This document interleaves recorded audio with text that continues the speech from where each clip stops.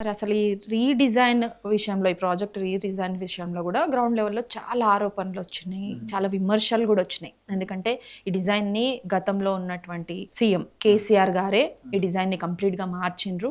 ఆయన చొరవ వల్లనే ఈ డిజైన్ ఇట్లా అయింది. ఇది కుంగిపోవడానికి ఆయన డిజైన్ చేంజ్ చేయడమే రీజన్ అని కూడా చాలా వరకు ఆరోపణలు వచ్చినాయి. నిజంగా ఈ ప్రాజెక్ట్‌కి సంబంధించిన రీడిజైన్ చేయడం అవసరం అంటారా? సో ఇది బేసిక్గా మీరు అడిగిన క్వశ్చన్ ఏంటంటే, అంటే ఇది ఆయన ఇంట్రెస్ట్తోనే రీడిజైన్ చేసిరా, లేకపోతే దీన్ని చేయడానికి అంటే ఇంజనీర్లు వాళ్ళు చెప్తే చేసిరా? ఏదైనా సరే ఒక విజన్, ఒక నాయకుడికి ఒక విజన్ ఉంటుంది. అంటే మనం ఇది చెయ్యాలి అనేటువంటి ఆలోచన. సపోజ్ నేనే ఉన్నా న్యూస్ లైన్లో ఒక ప్రోగ్రామ్ చేయాలి అనేటువంటి విజన్ నాకు ఉంది. నేను చెప్పి నేను కార్యాచరణ చెప్తా, మనం ఇది చేయాలి పని అనేది. కానీ దాని సాధ్యాసాధ్యాలను దాన్ని పోయి చేసుకురావాల్సిందంత ఎవరు? కింద ఉన్నటువంటి వాళ్ళే కదా. ముఖ్యమంత్రిగా కేసీఆర్ గారికి ఒక విజన్ ఉంది. కాళేశ్వరం లాంటి ప్రాజెక్ట్ కట్టాలి, మనం నీళ్ళు తెచ్చుకోవాలి, ఎందుకంటే మనకు అక్కడ పాసిబుల్ లేదు కాబట్టి కట్టాలని. కానీ దాన్ని సాధ్యాలను ఎక్కడ కట్టాలి, ఏ రకంగా కట్టాలి, రీడిజైన్ ఎట్ట చేయాలనేది మాత్రం దాని మీద చాలా కమిటీలు ఏర్పడ్డాయి. ఫస్ట్ సబ్ కమిటీ ఏర్పడ్డది. సబ్ కమిటీ అంటే ఏంటిది? మంత్రులతో ఏర్పాటు చేసినటువంటి కమిటీ. సో సబ్ కమిటీ ఏర్పడ్డది, టెక్నికల్ కమిటీ ఏర్పడ్డది, రిటైర్డ్ ఇంజనీర్ల కమిటీ ఏర్పడ్డది. ఈ కమిటీలన్నీ ఏర్పడి ఆ కమిటీలు ఇచ్చినటువంటి రిపోర్ట్ ఆధారంగానే ఈ వ్యవహారం అంతా కూడా నడిచింది.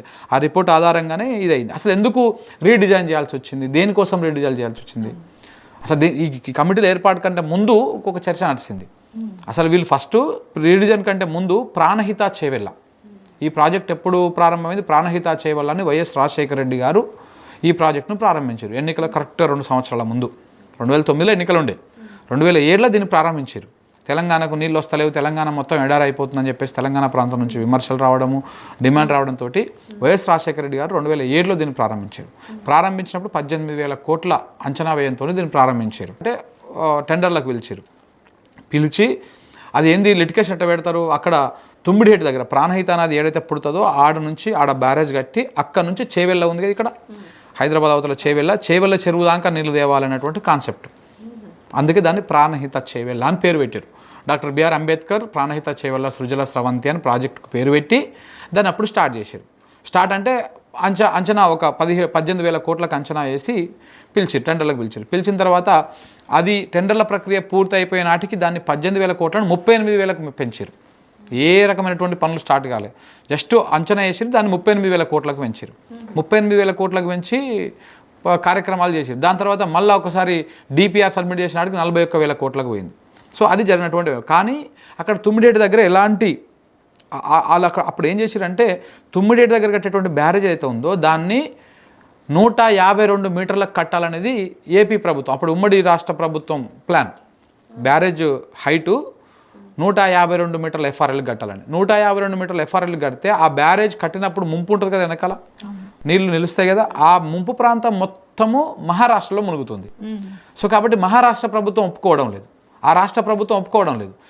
వాళ్ళు ఏమంటున్నారు, 148 మీటర్ల హైట్తోని మీరు కట్టుకోండి. అంటే మీరు ఏదైతే ప్రపోజల్ పెడతా ఉన్నారో 152 అని 148 కట్టుకోండి, అంటే ఒక 4 మీటర్లు మీరు తగ్గించి కట్టుకోండి, మేము ఒప్పుకుంటాం. మీరు 152 కడితే మా దగ్గర ఎన్నో భూములు, ఎన్నో ఊర్లు ఇవన్నీ కూడా పోతూ ఉన్నాయి, మేము అసలు ఒప్పుకోము అని చెప్పారు.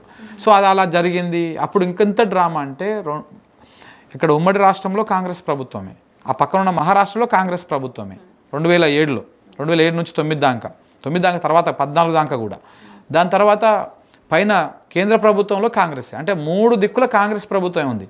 కానీ కాంగ్రెస్ ఇనిషియేటివ్ తీసుకున్నట్టు మహారాష్ట్ర నొప్పియొచ్చు 152కు, ఆ కేంద్ర ప్రభుత్వము ఇన్వాల్వ్ అయ్యి చేయొచ్చు, కానీ ఏమి చేయలేదు.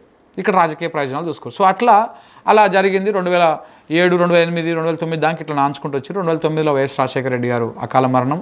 దాని తర్వాత ఉద్యమం ఉవ్వెత్తున ఎగిసిపడిన తర్వాత ఎట్లా మన తెలంగాణ వచ్చినాకనే మనం ఇవన్నీ కట్టుకుందాం అని చెప్పేసి దాని గురించి మన రిటైర్డ్ ఇంజనీర్లు కానీ మన ప్రాంతాన్ని ఎవరు మాట్లాడకుండా మొత్తానికి అది పక్కన పెట్టేసారు. ఈ రకంగా ముందుకెళ్ళి అయితే అప్పుడు ప్రారంభించినప్పుడు ఒక 7,000 కోట్ల పనులు కూడా స్టార్ట్ చేశారు ఇలా.